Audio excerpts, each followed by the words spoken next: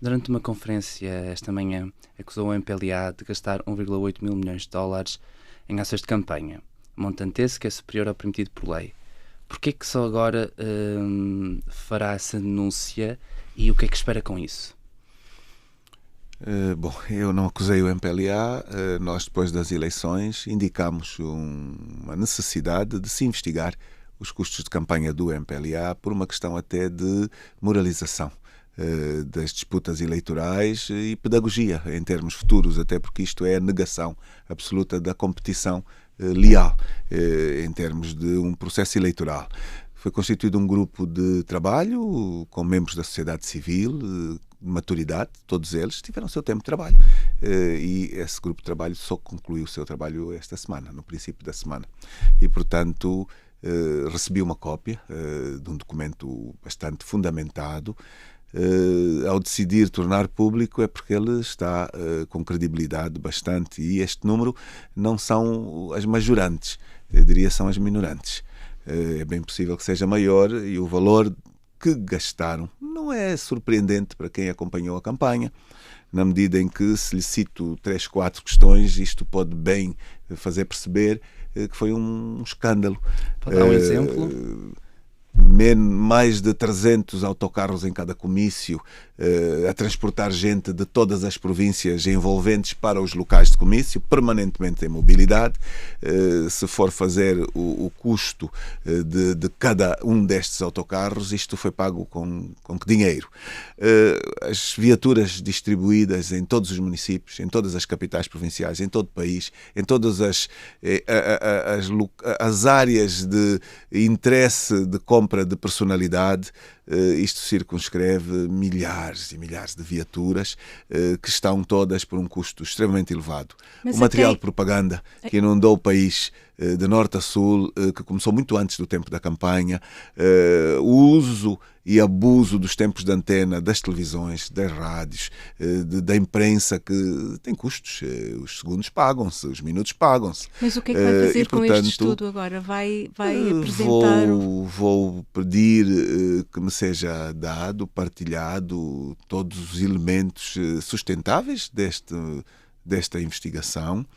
E eu penso que isto interessa a todos os angolanos, e muito em particular as instituições que têm como responsabilidade fiscalizar os atos, fiscalizar a constitucionalidade dos atos, a competitividade dentro de um ambiente democrático. Vai entregar, e, portanto, então, a que órgão? Seguramente nós podemos solicitar a intervenção da Procuradoria da República, podemos solicitar as comissões de especialidade da Assembleia Nacional, mas não é só no plano interno que estes estudos podem ter o seu efeito.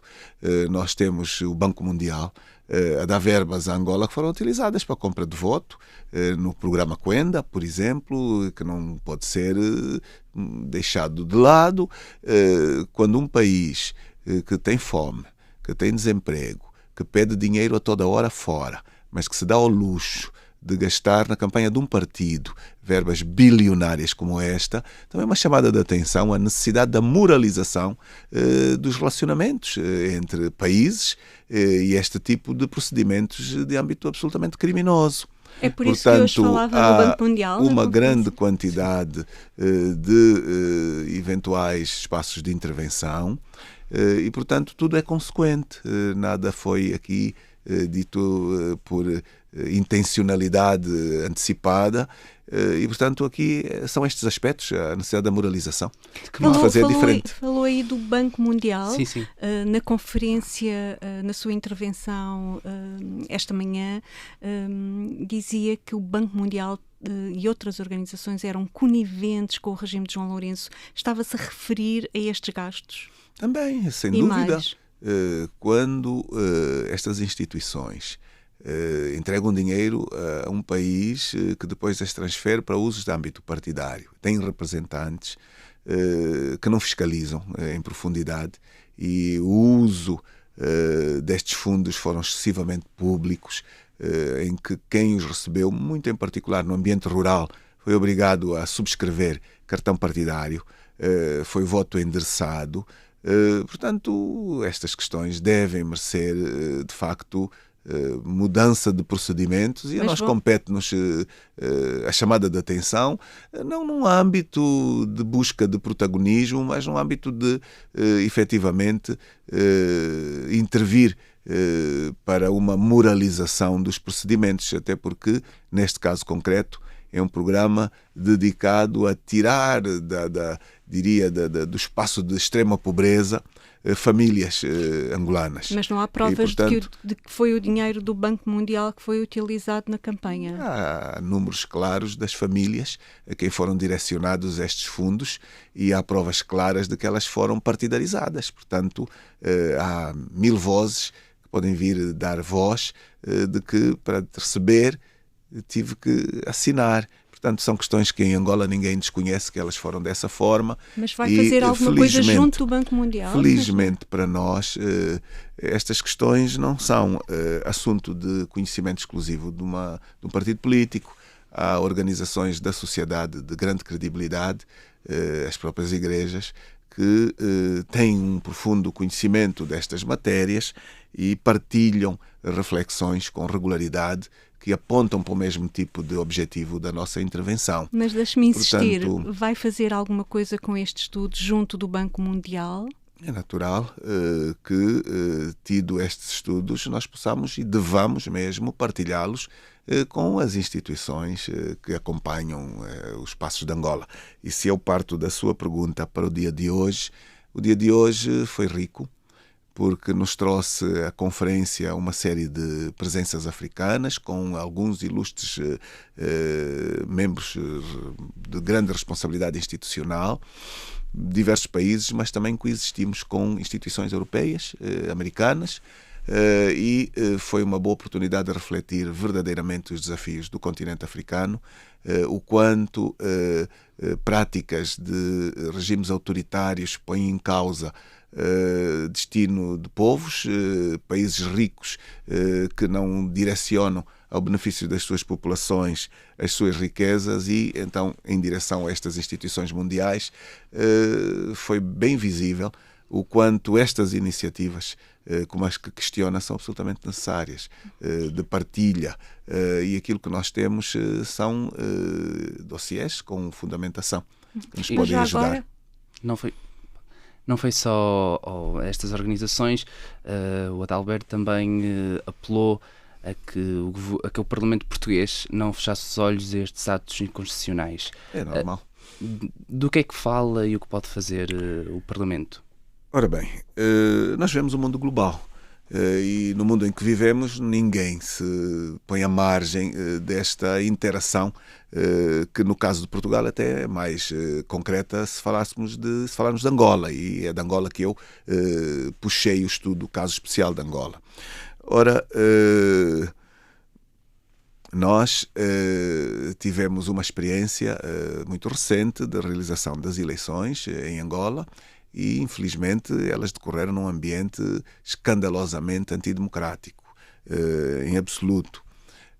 Quando no decurso destas eleições se toma o poder e a governação produz violações dos direitos humanos, com grandes quantidades de pessoas a terem que abandonar o país para salvaguardarem as suas vidas, que é o cenário que está hoje multiplicado por muitos cidadãos, infelizmente muitos deles muito jovens. Por uma questão económica? Por uma questão de liberdades, fundamentalmente, e de respeito aos direitos deste tipo de pessoas, que por terem escolhido o ativismo cívico se tornaram alvo dos serviços e das instituições partidárias do país.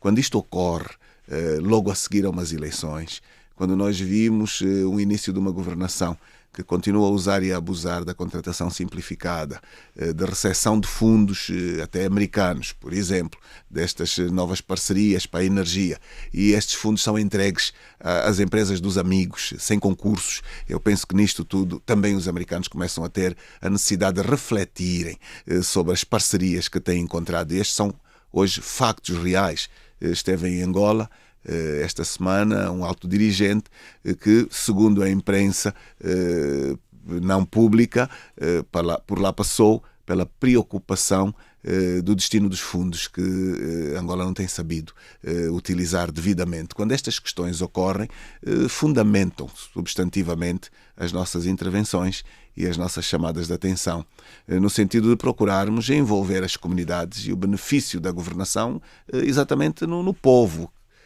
Só a boa governação, quando o povo em causa tira daí benefícios, quando não os tira, temos todas as razões para apelar a uma mudança dos comportamentos. Mas o que é que o Estado português poderia fazer? Pegando ali na pergunta do meu colega. E aqui vai a grande questão. Neste mundo global, me parece que os direitos são universais. A democracia é um conceito também universal. O Estado de Direito também o é. E, inclusive, os relacionamentos de âmbito histórico. Portugal tem, seguramente, em Angola, muitos interesses. E eu penso que, independentemente dos interesses de Estado, que muitas vezes fazem fechar os olhos a determinadas práticas, nós somos sempre aqueles que apelam aos valores éticos, aos valores morais, aos valores políticos. E o Parlamento português não está imune de se solicitar atenção a descontinuidade da aplicação da legalidade das Constituições. Há uma interrupção Portugal, constitucional? Não, o que eu estou a dizer Portugal é que Portugal fecha os olhos às questões éticas por causa dos seus interesses em Angola?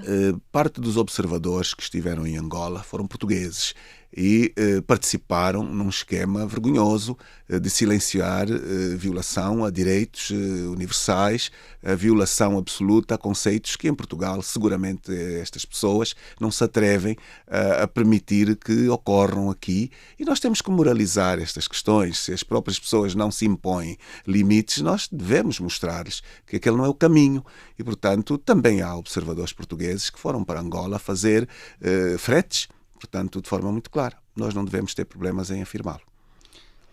E relativamente à presidência portuguesa, recentemente Marcelo Rebelo de Sousa ficou muito feliz e tornou público, por exemplo, com a visita do Reis de Espanha a Angola.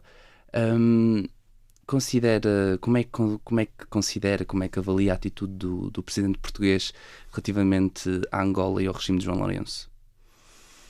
Bom, o presidente português passou por Angola recentemente 2 vezes e nas 2 vezes convidou-nos para audiências, procurando, seguramente na primeira interpretei-o dessa forma, passar também alguma, diria, indicação positiva da pluralidade das relações num país que por hábito não o pratica. Eu pensei que de facto esta foi também uma iniciativa de âmbito positivo, no sentido de educar efetivamente o governo angolano ao diálogo plural interno, aspecto positivo.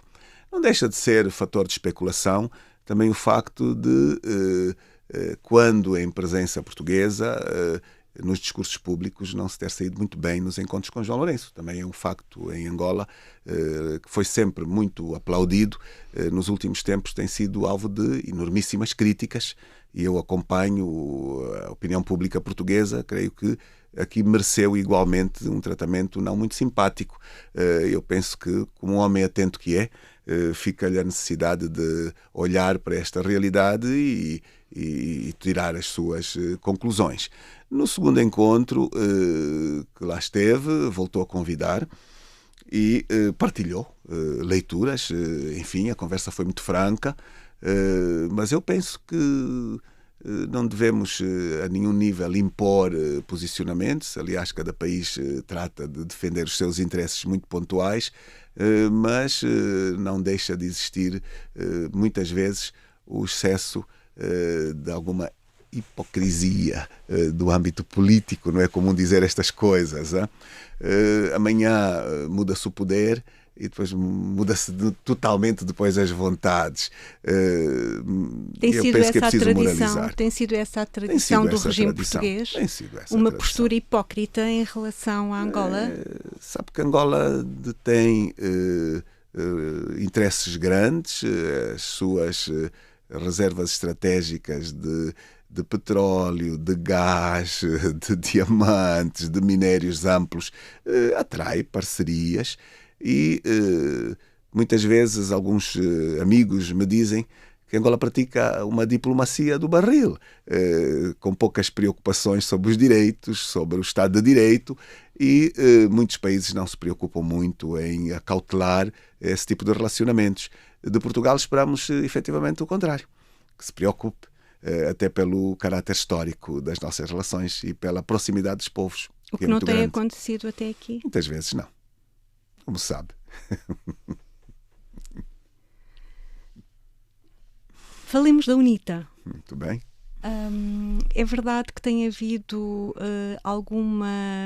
há rumores de que tem havido uma certa cisão ou uma certa divisão dentro da UNITA entre a ala mais tradicional do AMBO e uma ala mais aberta do BIE. Estes rumores são verdadeiros? Interessa ao regime vendê-los permanentemente. A UNITA está bem e recomenda-se. Nós fomos obrigados a repetir um congresso e se essas divisões fossem efetivas tinha aparecido candidato alternativo a disputar a liderança, não apareceu. E não apareceu porquê? Porque entendeu que não tinha espaço para ganhar, o que é mau, porque eu fui um dos que fui penalizado pela não materialização de um espaço de competição, de pluralidade, que é uma prática nossa. Mas isso foi antes das eleições, estamos a falar no pós-eleitoral. O Congresso foi antes das eleições. Agora o Congresso foi anulado, o Congresso da UNITA, 2 anos depois de o realizar, e foi obrigado a fazer um Congresso 6 meses antes das eleições. Portanto, foi há muitíssimo pouco tempo. Mas estamos a falar de uma UNITA depois das eleições, uma UNITA que se abriu à sociedade civil. A UNITA abriu-se à sociedade civil desde a primeira vez em que o presidente que aqui se encontra se candidatou. Não mudou nenhuma estratégia, a visão estratégica passou até a ser completamente implementada e, portanto, não houve mudança de rumo. Então não há nenhuma tensão dentro da UNITA? Não tenho nenhum problema a esse nível. Conheço estabilidade na gestão das questões. Nós temos a boa prática de procurarmos sempre a pluralidade quando disputamos final de prazos de mandato. Temos respeitado os prazos e na UNITA há 3 níveis que são obrigatoriamente, diria, responsavelmente indicados por eleição. Não indicação, mas por eleição, supridos por eleição. É a liderança do partido, é a liderança da juventude e é também a liderança das mulheres. Mas a liderança da juventude esteve agora envolta em polémica, não? Não sei em quê. Não sei em que tipo de polémica.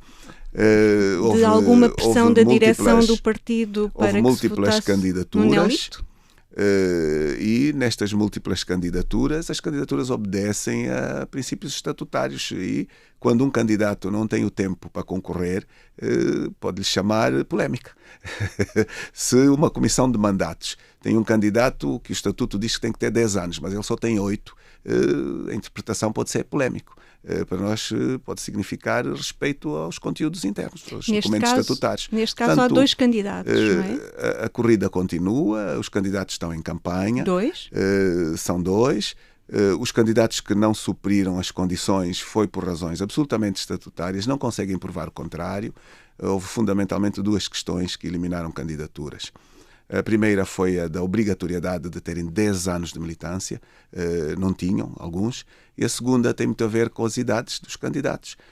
A Jura diz que é membro da Jura um jovem dos 18 aos 35, e houve uma série de candidatos que tinham 40 anos, e portanto, se isto traz polémica, eu vejo que isto traz respeito aos estatutos. É verdade que só os jovens que residem em Luanda é que se podem candidatar e votar?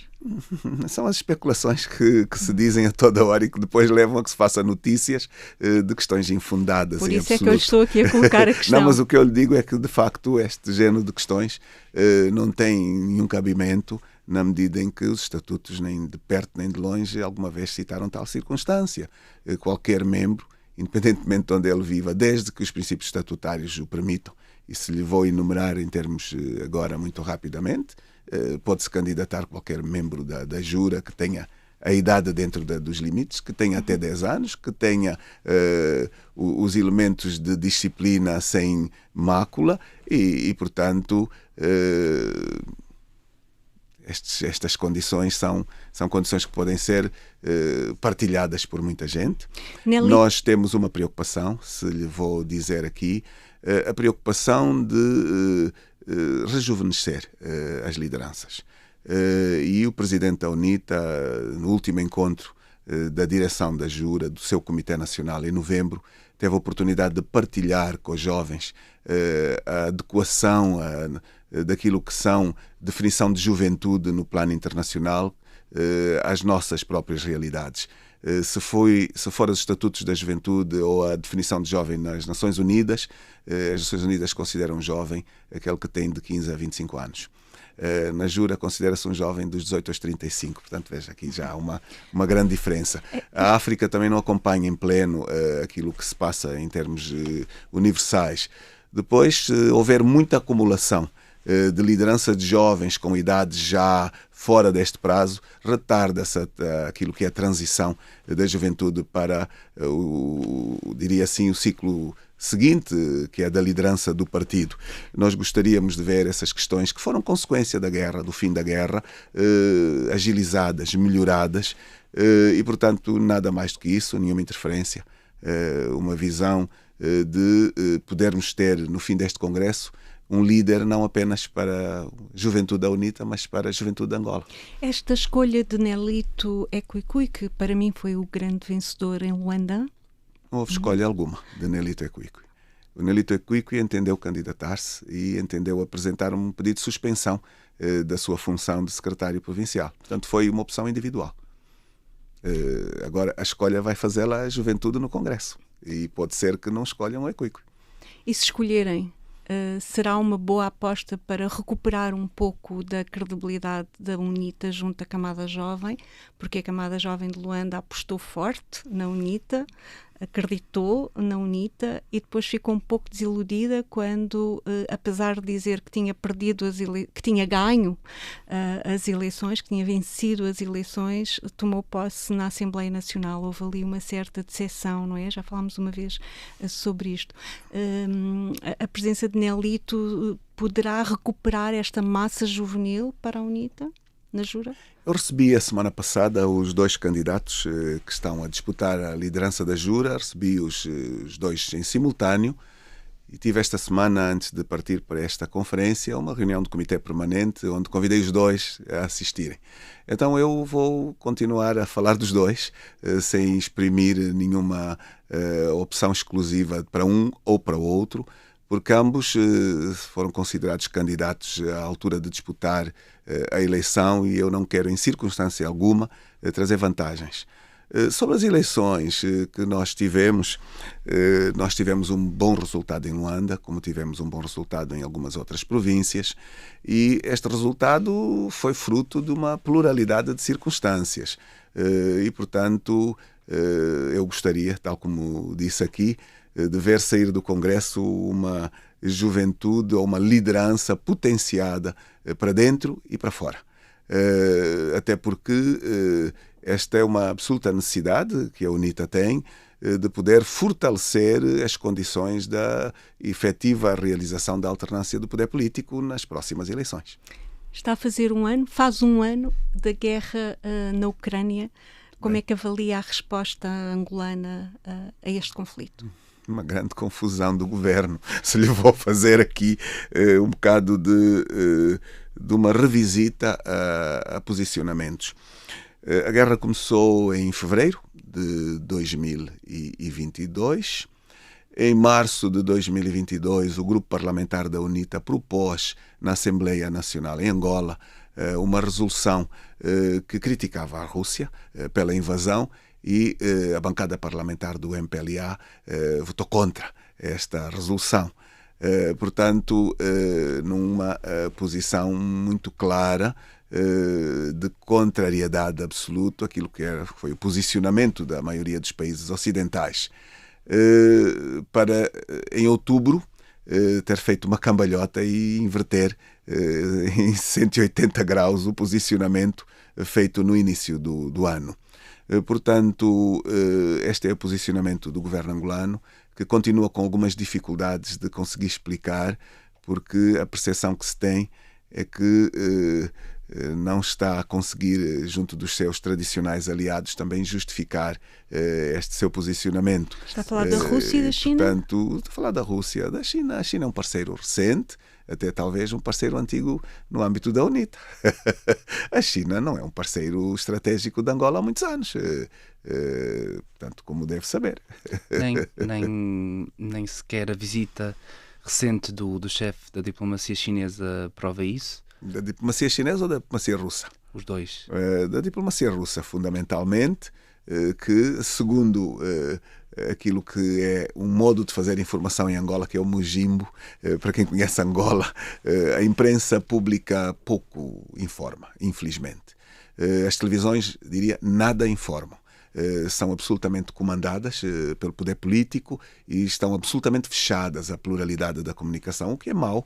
E, portanto, é aquela imprensa que hoje é sustentada fundamentalmente por algumas iniciativas que se encontram na internet, que trazem alguma, diria, dinâmica plural na informação, mas com raras exceções acabam por antecipar toda a boa informação. Estas dizem que houve um puxão de orelhas, diria assim, da diplomacia russa aos seus parceiros e com exigências de clarificação sobre posicionamentos. E este é um debate interno que não deve ser muito fácil, porque aquilo que se ouve muito dizer é que as hierarquias que foram todas formadas num lado, a técnica que é toda de um lado, não estão a reagir muito bem a estes posicionamentos, que alguns estão a ser explicados como um mero oportunismo político. Alguns até são ditos que foi a única forma de conseguirem a continuidade da governação, através de um fechar de olhos de uma potência para que tal ocorresse. Bom, tal como disse, é o jornalismo do mujimbo, mas que quase sempre acerta. O tempo acaba por trazer a confirmação dessas tendências. Recentemente, o jornalismo do mujimbo trazia a exposição da Presidente do Tribunal de Contas e a verdade é que acabou de se demitir. Traz a especulação da demissão do PGR, ainda não foi formalizada. Vamos ver o que é que vai acontecer amanhã. Amanhã, no plano temporal, pode não ser amanhã imediato, um amanhã futuro. Portanto, sobre esta questão, o governo de Angola não tem tido uma posição muito coerente, muito continuada. E as relações entre Rússia e Angola? Bom, não devo ser eu a expressá-las, porque não sou embaixador de Angola. Sim, mas como é que as avalia? Bom, eu não devo transmitir aquilo que são o resultado, nomeadamente de alguma daquela que é a boa relação entre a UNITA e as embaixadas que estão em Angola e a comum prática de as visitar regularmente, e, portanto, eu não estou autorizado a trazer a público o que ouvi do embaixador russo a última vez que passei pela embaixada. E que eu penso que os jornalistas terão um ganho se fizerem entrevistas e se eles aceitam responder, mas de facto aquilo que muito se vislumbra e é público é que houve uma transição do espaço soviético para o espaço americano, com descontinuidades de práticas, com uma não assunção daquilo que são exigências de respeito a transparência, a boa governação, o respeito pelos direitos humanos, a uma economia de mercado, porque Angola não pratica uma economia de mercado, porque é uma economia absolutamente centralizada, com comandos políticos sobre as questões que contrariam o habitual posicionamento das economias liberais, dos países do Ocidente, e, portanto, aqui alguma contradição entre opções e posicionamentos e alinhamentos que não são comuns e que não são lógicos de explicar. Portanto, esta é uma realidade que nós temos que conviver e que tem consequências muito negativas para nós todos. Voltemos só aqui à política interna. Sim. Eleições autárquicas vão acontecer? Quando é que vão acontecer? Qual é a sua expectativa? Qual é a sua aposta? Os angolanos já perceberam que o MPLA tem medo de realizar as eleições locais e as eleições autárquicas, e este medo ficou amplificado com o que ocorreu nas eleições gerais. Luanda apresentou um claro resultado favorável à UNITA. Benguela Lubito, são grandes cidades, Soio, Banza Congo, Cabinda e uma série de municípios estratégicos pelo país fora. Quando claramente este é um indicador objetivo, se faz deste modo, aqui vem a explicação da nova estratégia da divisão político-administrativa que o governo angolano está a anunciar e que é um absurdo completo. Nós temos hoje 164 municípios no país. E a posição tradicional do MPLA é recusar a realização de eleições em simultâneo nos 164 municípios. E porquê? Porque diz que os municípios devem ter autonomia do financiamento das suas instituições. Ora, o que é que ele quer dizer com isto? Ele quer dizer que quando um município faz eleições, elas só devem ocorrer quando tiver uma base industrial, uma base de cidadãos que têm contribuições fiscais suficientes para fazer funcionar a administração desses municípios. Ora, isto é uma completa parvoíce, desculpe dizer-lhe assim também. Mas se não são capazes de materializar eleições em 164, como é que serão capazes de fazê-lo naquilo que eles estão a propor hoje, de aumentar os municípios para 581?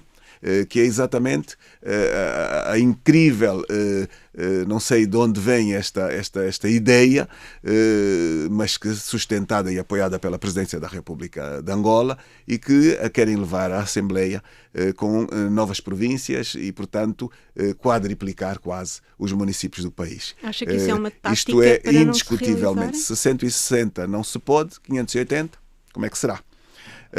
Isto é um claríssimo indicador que o MPLA não está à altura dos desafios. O MPLA não está à altura de corresponder às expectativas que os angolanos mais têm. Não há algo que mais se pretende em Angola senão a transformação do poder absolutamente vertical que hoje existe e a transferência de uma parte dos poderes para o cidadão, que é torná-lo horizontal. Portanto, o cidadão continua a pressionar. Há movimentos sociais que estão muito fortes, de exigência da realização das autarquias, que vão aprofundar-se, não tenho dúvidas.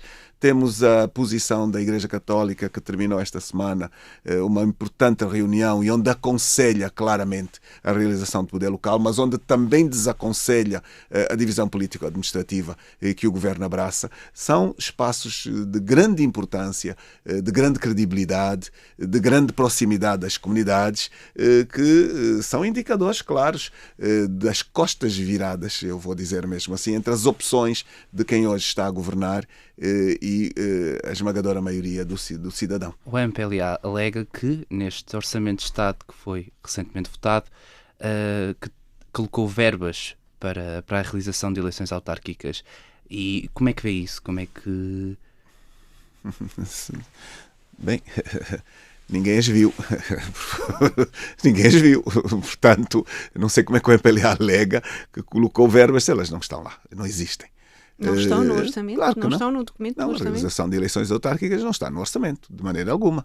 E por não estar, e se por acaso acompanharam de perto o debate do Orçamento Geral do Estado, as declarações políticas que ela envolveu, o debate final, se houve assunto claro de que o governo foi profundamente criticado e o MPLA, exatamente a inexistência de planificação das autarquias locais.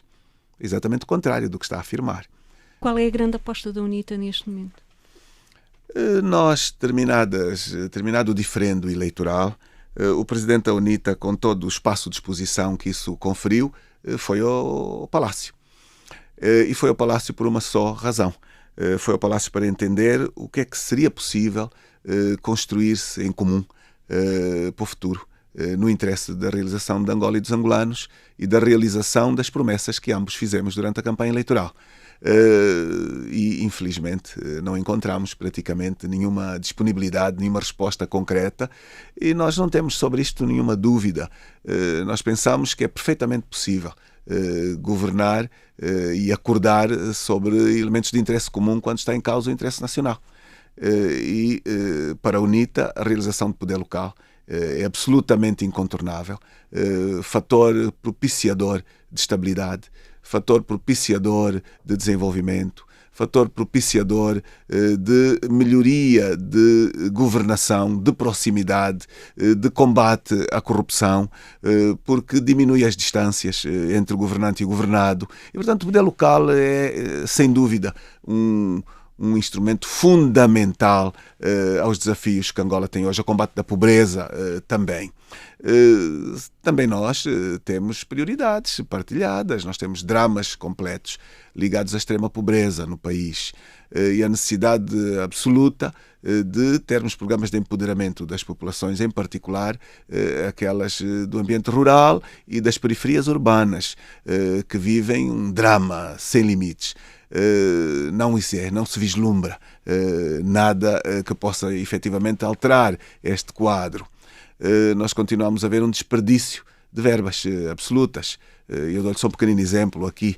O orçamento surgiu para este ano com cerca de 50% de dívida pública a conter, o serviço de dívida ainda com cerca de 50% da disponibilidade do orçamento. E dessa dívida, uma parte substantiva vem para pagar a dívida interna.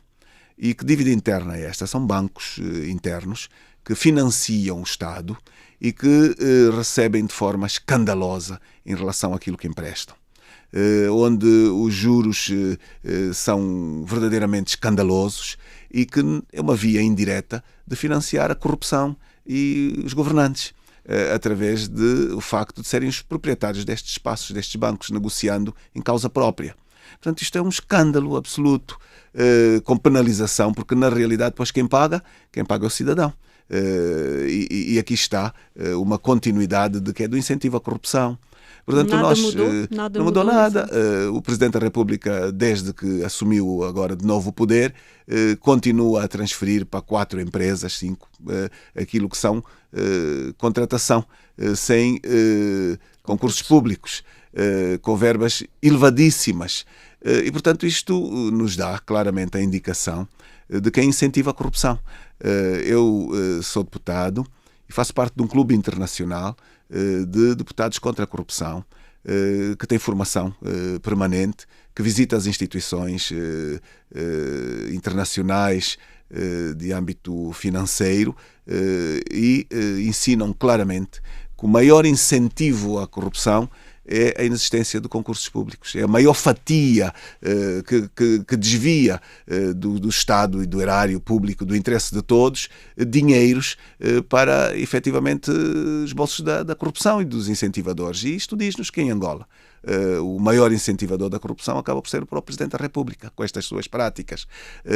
Quando falamos estas questões, elas não são agradáveis de ouvir, mas é melhor fazê-lo para ver se, pelo menos, se revêem, se alteram estas condutas, porque estas condutas não fazem parte da boa governação, não fazem parte da transparência. Elas acabam por utilizar de forma incorreta verbas que poderiam servir para resolver imensos problemas que o país tem, infraestruturas que o país não tem, escolas que o país não tem, hospitais que o país não consegue levar de um ambiente urbano para a globalidade das comunidades e portanto, nós continuamos a ver os anos a passar e repare que nós vivemos o maior período de paz, felizmente. 2002, 2023, são 21 anos, mas não houve substancial mudança do tecido social.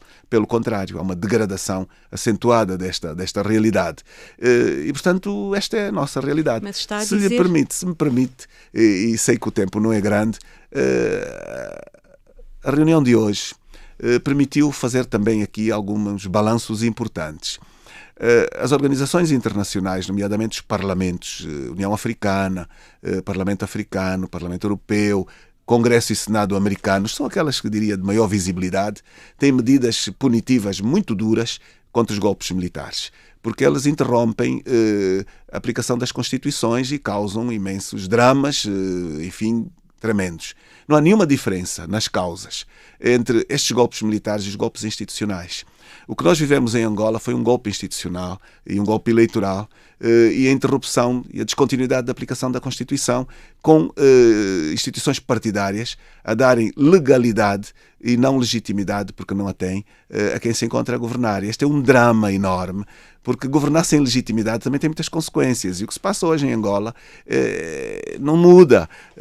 E eu sei que muitas vezes me apontam por falar disto, Mas hoje, de forma generalizada, dentro e fora do país, olha-se para o governo de Angola e todos sabem que não tem legitimidade para governar. E, portanto, isto é um drama muito grande. E, portanto, a Conferência aconselhou, refletiu e vai nos proporcionar trabalharmos junto destas instituições no sentido de ser melhorado os aspectos legais de pedagogia e de ação concreta que restringam a disponibilidade com que alguns governos auto-organizam eleições, auto-se elegem, se auto-continuam no poder, com consequências dramáticas, porque são consequências idênticas àquilo que resulta dos golpes militares. Mas quando a UNITA aceita tomar posse na Assembleia Nacional, não está de alguma forma a legitimar os resultados eleitorais? Estas questões não são questões lineares, simples, infelizmente. E, portanto, a opção alternativa que existia, que foi debatida, que foi refletida, que foi partilhada em todo o país, é uma opção seguramente pior. E, portanto, nós temos que trabalhar melhor para o futuro. Qual era? E temos um ciclo de 5 anos onde não tínhamos tido tanto tempo, pelo menos a liderança de que sou responsável, tinha tido 2 anos interrompidos, inclusive por um congresso anulado, e nós sabemos muito bem o diagnóstico daquilo que fizemos como experiência para chegarmos aqui e temos que procurar contornar as dificuldades que encontramos e fazer melhor em termos de futuro. Qual Também era não a alternativa é verdade, a não ir à Assembleia? Não Qual é é a verdade, alternativa? Não me era a disse. interrupção da normalidade do funcionamento do país, indiscutível. Ir para a E rua. quando nós vimos o aparato bélico de quem diz que ganhou, mas que o que colocou na rua foi tanques, mísseis, um poder repressivo, eu não tenho nenhuma dúvida que provavelmente as vozes poucas, direi mesmo, que nos apontam o dedo seriam as primeiras a apontar o dedo em sentido contrário, se fôssemos pela outra via. E como temos maturidade e também conhecemos o que é hoje o sentimento maioritário das populações, porque a UNITA teve o cuidado de ir às instituições, de percorrer o país, de debater com a sociedade antes de tomar a posição, e nós indiscutivelmente encontramos uma sociedade esmagadoramente numa posição de nos aconselhar a não partirmos para aquilo que alguns, e eu respeito, gostariam que se fizesse, que era a voz de levantamentos e a contestação extrema do poder de legalidade atribuída, mas que é uma legalidade reconhecida, inclusive pela comunidade internacional, e, portanto, aqui há que ser também um pouco pragmático. O que está a dizer é que evitou um banho de sangue. Indiscutível. Ninguém tem dúvidas disso. Veja o que aconteceu no Brasil, que foi uma expressão que eu não tenho nenhuma dúvida que em Angola a expressão era muito mais acentuada, provocou. Angola saiu de um período muito longo, de muitos anos de guerra, e anos que deixaram muitos traumas. Anos que deixaram consequências terríveis sobre todas as famílias, e quando nós fomos auscultar o país, nós percebemos muito bem que as vozes que nos apontaram o dedo não eram, de facto, vozes maioritárias.